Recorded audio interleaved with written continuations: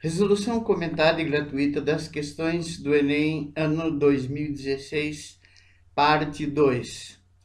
No final, se você achou que foi útil ou gostou, comente e inscreva-se. O fiscvestibular.com.br agradece. Quinta questão da segunda parte do Enem MEC, ano 2016. Durante a primeira fase do projeto de uma usina de geração de energia elétrica, os engenheiros da equipe de avaliação de impactos ambientais procuram saber se esse projeto está de acordo com as normas ambientais. A nova planta estará localizada à beira de um rio, cuja temperatura média da água do rio é de 25 graus. Então, esse rio, a temperatura média da água dele é de 25 graus. E usará a sua água somente para refrigeração. Então, essa água 25 graus ele vai usar somente para refrigeração. O projeto pretende que a usina opere com 1 megawatt de potência. E, em razão de restrições técnicas, o dobro dessa potência, ou seja, 2 megawatts, será dissipada por seu sistema de arrefecimento na forma de calor. Para atender a resolução número 430, de 13 de maio de 2011, do Conselho Nacional do Meio Ambiente, com uma ampla margem de segurança, os engenheiros determinaram que a água só poderá ser devolvida ao rio com um aumento de temperatura de no máximo 3 graus Celsius em relação à água do rio captada pelo sistema. A água do rio que ele captou está 25, tá vendo? Então, e ele só vai devolver ao rio com no máximo, um aumento de no máximo 3 graus Celsius, ou seja, 28 graus Celsius, em relação à temperatura da água do rio captada pelo sistema. Considere o calor específico da água igual a 4 kg, cuidado, 4 kJ, quilograma, grau Celsius. 4.000 joules, quilograma, grau Celsius. Tá vendo? Já está em joules. Para atender essa determinação, ele quer o valor mínimo do fluxo de água em quilogramas por segundo, atenção, ele quer em quilograma por segundo, ou seja, ele está pedindo massa, quilogramas, e o segundo por tempo, está pedindo massa por tempo, que é o fluxo, tá? Quanto de massa por segundo ele está pedindo aí, no caso. Então, o valor mínimo do fluxo de água em quilograma por segundo para a refrigeração da usina deve ser mais próximo de A, 42 kg por segundo, B, 84 kg por segundo, C, 167 kg por segundo, D, 250 kg por segundo e E, 500 kg por segundo. Resolução. A potência dissipada, PD, potência dissipada, na forma de calor Q, pelo sistema de refrigeração da usina, deve ser o dobro da potência de operação da usina, que é de 1 megawatt, isso aqui, tá vendo? Ó, foi fornecido pelo enunciado. Ou seja, então essa potência do sistema de refrigeração da usina deve ser PD igual a 2 vezes 1 megawatt, o dobro de 1 megawatt. O megawatt é 10 a sexta, então vai ser 2 vezes 10 a sexta watts. Esse aqui é a potência do sistema de refrigeração da usina, nesse caso. Essa quantidade de calor dissipada pela massa M de água, que nós não temos, de calor específico, C da água, 4 kJ por quilograma grau Celsius, acontece que 1 kg tem 10 a terceira, então é 4 vezes 10 a terceira, olha a unidade, já está em joule, quilograma, grau Celsius. Ela não pode ultrapassar uma variação de temperatura também pelo enunciado, de delta θ igual a 3 graus Celsius. Como lá no enunciado falou que o rio tinha 25, tá? Quando a usina liberar, ela não pode liberar até 28, não pode liberar acima de 28. Ou seja, vai interessar mesmo a variação de temperatura, que é 3 graus Celsius. E essa quantidade de calor ela é fornecida pela equação fundamental da calorimetria, que é o famoso Q macete, que é igual a MC delta T, ou no caso delta θ. A massa M você não tem, C é o calor específico, 4 vezes 10 a terceira da água do rio, e delta θ, a variação de temperatura, seria 28 menos 25, que é de 3 graus Celsius. Então, essa quantidade de calor que ela deve liberar para que tenha essa variação de temperatura, tá? É de 12 vezes 10 a terceira, mm é a massa. Potência é quantidade de calor ou energia por tempo, energia térmica, tá? A potência é a potência dissipada, tá? A potência da operação, PD, que é essa daqui, ó, 12 vezes 10 a sexta joule. A quantidade de calor nós já achamos aqui, é 12 vezes 10 a terceira, M. Então, esse que eu tiro, botei 12 vezes 10 a terceira, M aqui, e o ΔT está aqui. Como enunciado está pedindo o fluxo de água, tá? É massa por tempo. Então, eu vou isolar a massa por tempo. Então, como eu vou isolar a massa por tempo, já está aqui, tá? Eu jogo 2 para lá. Então, vai ficar massa por tempo, quilograma por segundo, tá?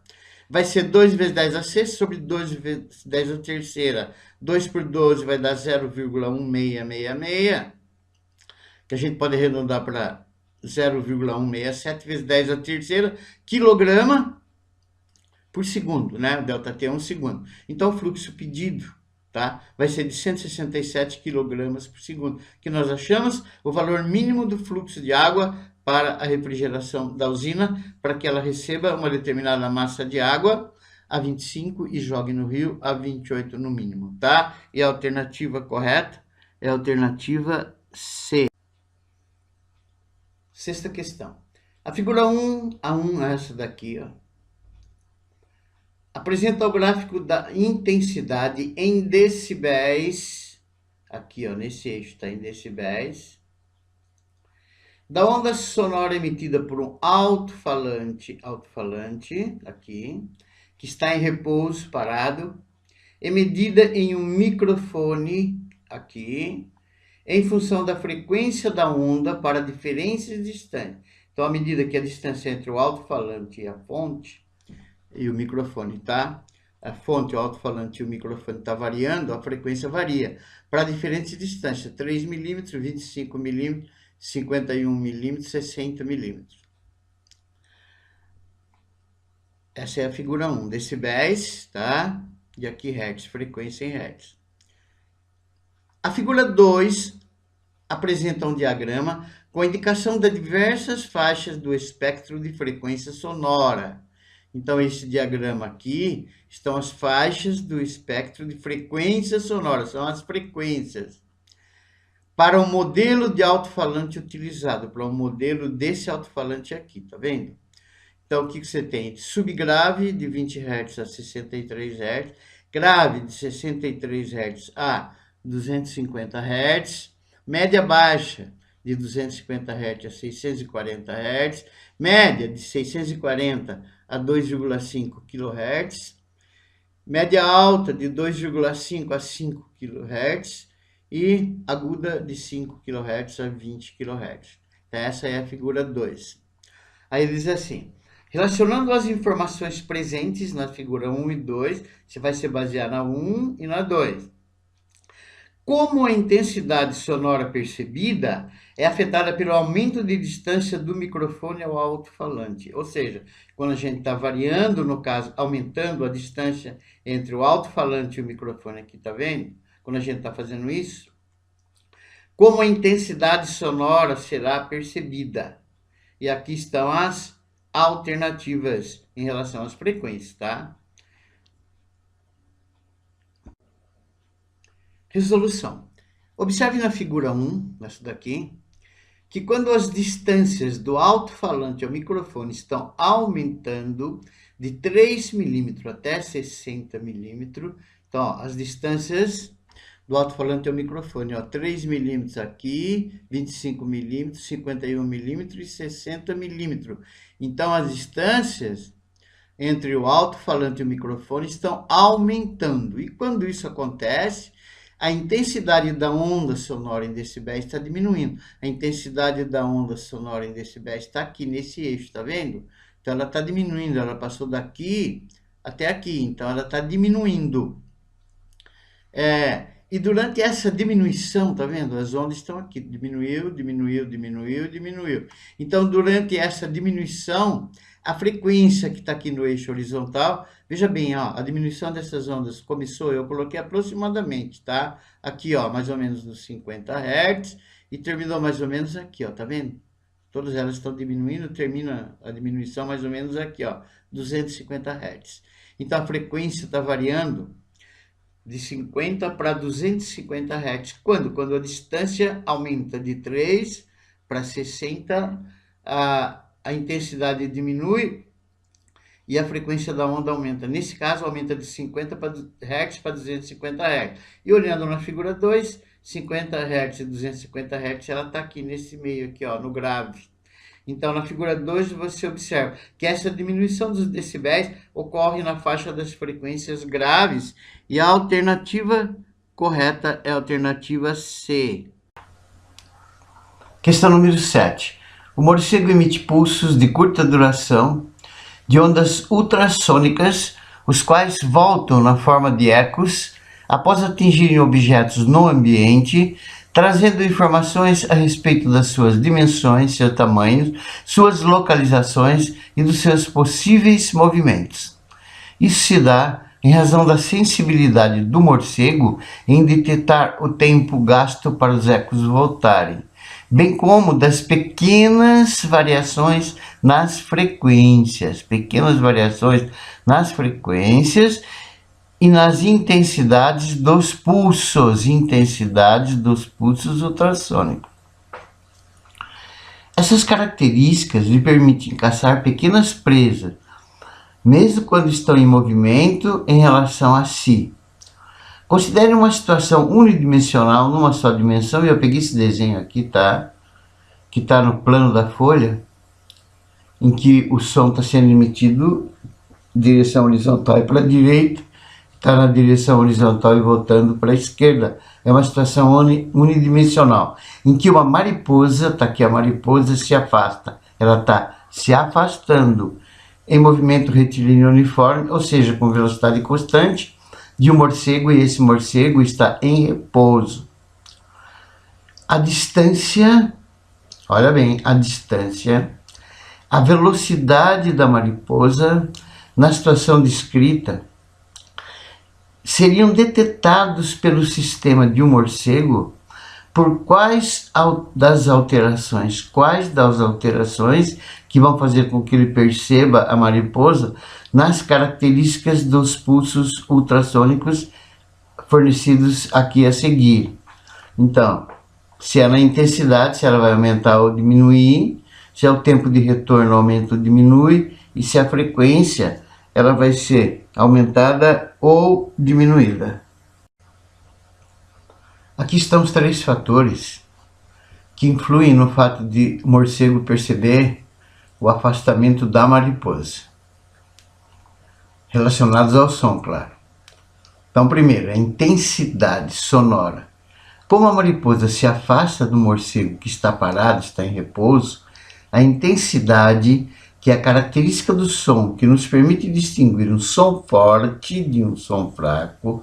Intensidade está relacionada com som forte e som fraco, e também está relacionado com a energia transportada pela onda, que quanto mais perto da fonte, mais forte será o som, e quanto mais afastado, mais fraco será o som dos ecos recebidos pelo morcego.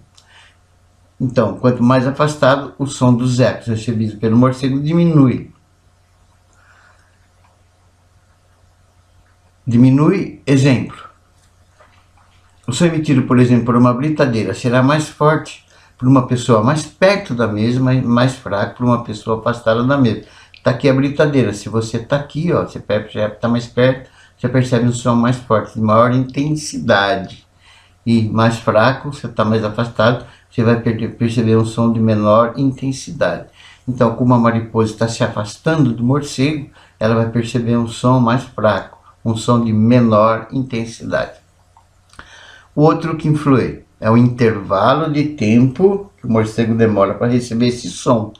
O intervalo de tempo de retorno dos ecos, ele aumenta, claro, Por quê? Porque a distância entre o morcego e a mariposa está aumentando. Dos etos aumenta por quê? Porque em virtude do aumento da distância entre a mariposa e o morcego. Então, o intervalo de tempo, ele aumenta. E a frequência? A frequência, a gente vai apelar, sabe para quê? Para o efeito Doppler. Quem é o efeito Doppler? O efeito Doppler, ele refere-se à variação das frequências notada por um observador quando as distâncias entre eles e uma fonte de onda está aumentando ou diminuindo. Na aproximação entre a fonte e o observador, o mesmo vai perceberá o som emitido pela fonte mais agudo. Então, mais perto ele percebe um som mais agudo, de maior frequência, porque ele recebe maior número de frentes de onda no mesmo tempo do que perceberia se a fonte e o observador estivessem parados. Portanto, a frequência é o terceiro, tá? Então, como a distância está aumentando, a frequência vai estar diminuindo. Então, quando a fonte se aproxima do observador, o comprimento de onda aparente percebido pelo observador será menor que o comprimento de onda da onda emitida pela fonte, que é o observador O1 aqui na figura. Ele vai receber então mais quantidade de ondas, maior frequência, mas menor comprimento de onda. No caso do nosso exercício, é o afastamento. Então, no afastamento entre fonte, que é a mariposa, e o observador, que é o morcego perceberá o som emitido pela fonte mais grave. Então, ele vai ter menor frequência, recebe menor número de frentes de onda no mesmo intervalo de tempo do que perceberia se a fonte e o observador estivessem parados, tá? É o observador O2. Então, quando está se afastando, tá menos, o morcego recebe menos onda. Então, ele vai receber menor frequência. Ele vai perceber uma frequência menor e é mais grave, que é o caso do nosso exercício, tá? No caso do exercício, como a mariposa se afasta do morcego, conforme o efeito Doppler frisou, a frequência dos ecos percebidos pelo morcego é menor que a frequência dos ultrassons emitidos, e no caso a alternativa correta é a alternativa A. Questão número 8. Por apresentar significativa resistência elétrica, o grafite pode ser utilizado para simular resistores elétricos. Então, o grafite pode simular resistores elétricos em circuitos desenhados no papel com uso de lápis e lapiseiras, que elas emitem grafite, o traço é de grafite. Dependendo da espessura e do comprimento das linhas desenhadas, é possível determinar a resistência elétrica de cada traçado produzido pelo grafite. No esquema, foram utilizados 3 tipos de lápis diferentes, que é o 2H, HB e 6B, para efetuar 3 traços, tá vendo? Esse traço daqui até aqui pelo lápis 2H, esse daqui até aqui pelo HB e esse daqui até aqui pelo 6B, distintos. Munida dessas informações, o estudante pegou uma folha de papel e fez o desenho de um sorvete de casquinha. Utilizando-se desses traçados aqui, ó. Esse é o primeiro aqui, tá vendo? Esse aqui é o outro, esse é o outro, esse é o outro, tá vendo? Então, esse desenho aqui é um sorvete de casquinha. Os valores encontrados nesse experimento para as resistências elétricas R, medidas com auxílio de um ohmímetro. Um ohmímetro é um aparelho que mede resistência elétrica. Ligada nas extremidades das resistências, estão mostrados na figura. Então, ele ligou o ohmímetro na extremidade de cada um desses aqui, tá?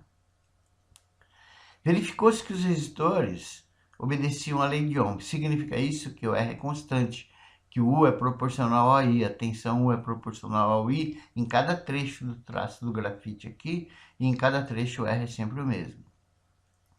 Na sequência, conectou-se o ohmímetro, que de novo é o aparelho que mede resistência, nos terminais AB do desenho. Então, ele veio aqui, botou um do terminal do ohmímetro aqui e o outro aqui, tá? Mediu a resistência AB. E depois conectou o mesmo ohmímetro nos terminais BC, aqui e aqui, ó. Tá vendo? BC, aqui e aqui. Anotando as leituras, resistência AB e resistência BC, respectivamente. Aí, ao estabelecer a razão RAB dividido por RBC, ele quer saber qual resultado o estudante obteve. Então, ele quer você achar a resistência AB, achar a resistência BC, dividir uma pela outra, e aí você vai marcar quais são as alternativas corretas aí. Primeiro, o que nós vamos fazer? Nós vamos ligar o ohmímetro entre A e B. Então, tá aqui o ohmímetro, você pega um dos terminais dele, liga no ponto A, pega o outro, liga no ponto B, aí ele vai marcar a resistência equivalente entre os pontos A e B.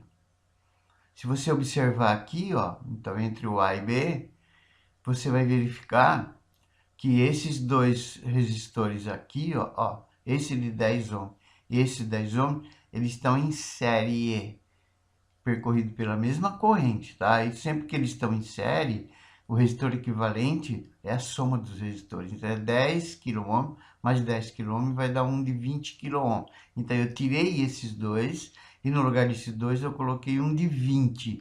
Então, como é que ficou agora a resistência equivalente entre A e B? Você tem lá em cima o de 5, que é esse, aqui o de 20, que é esse, e aqui embaixo eu tirei os dois, coloquei um de 20. Então, sobraram esses três que estão em paralelo. Eu calculo a resistência do resistor equivalente entre esses três, que vai dar essa daqui. Aí eu estou achando o RAB. Então, achando o equivalente desses três em paralelo, vai dar o RAB que ele está pedindo, que é um dos pedaços do exercício. Então, observe na figura 2, que agora os três resistores estão em paralelo entre A e B, e a resistência do resistor equivalente entre esses dois pontos pode ser calculado, por exemplo, pela fórmula. 1 sobre R de AB, que é o resistor equivalente, é 1 sobre um deles, mais 1 sobre o outro, mais 1 sobre o outro. Então, 1 sobre o R de AB, você tira o mínimo, que é 20, divide pelo de baixo, multiplica pelo de cima. 20 por 5 vai dar 4 vezes 1, 4. 20 por 20 dá 1 vezes 1, 1. 20 por 20, 1 vezes 1, 1. Então, 1 sobre R de AB vai ser 4, 5, 6. 6 sobre 20. Então, a resistência equivalente entre A e B vai ser 20 sobre 6. A resistência equivalente entre A e B vai ser 10 terços de ohm. Agora, nós vamos ligar o ohmímetro entre B e C e calcular a resistência equivalente RBC. Tá vendo? Um dos polos do ohmímetro está em B, outro em C.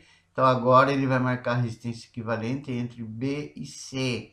Presta atenção que eu resolvi tudo aqui nesse desenho, na sequência. Então, primeiro, se você observar aqui nesse circuito, aqui, ó, o de 5 e o de 20 kΩ estão em paralelo. E sempre que estão em paralelo, outra maneira, além de jogar a regra, sempre que é 2 a 2, você pode fazer o produto pela soma. Então, o produto é 20 vezes 5 e a soma é 20 mais 5. Então, vai dar 100 sobre 25, que vai dar 4 kΩ. 4 kΩ é a resistência equivalente entre o 5 e o 20. Ou seja, eu tiro essas duas e no lugar dessas duas eu coloquei uma de 4 que está aqui na sequência seguinte. Então, aqui está o de 4, pode ver que ele ficou em seguida ligado com o de 10, e aqui está o outro de 10. Observe aqui, ó, que agora esse de 4 kΩ e esse de 10 ohms, eles estão em série, um em seguida do outro. E quando eles estão em série, o que você faz? Você soma, vai dar 14 kΩ. E agora? Ficou 14 kΩ no lugar desses dois, está aqui, paralelo com o de 10 aqui. Produto pela soma, 14 vezes 10, 14 mais 10, vai dar 140 por 24, 35 por 6 kΩ. Então, a resistência equivalente entre A e C, o R de AC, 35 sobre 6 kΩ. Ele quer a razão, RAB sobre RAC, que é 10 terços dividido por 35 sextos. RAB sobre R de BC, você copia o de cima, multiplica pelo inverso do de baixo. Vai dar 60 sobre 105. Vamos simplificar, dividindo ambos por 15. Então, a razão pedida pelo exercício, R de AB sobre R de BC, vai ser 4 sobre 7 kΩ. Resposta correta, B de bola.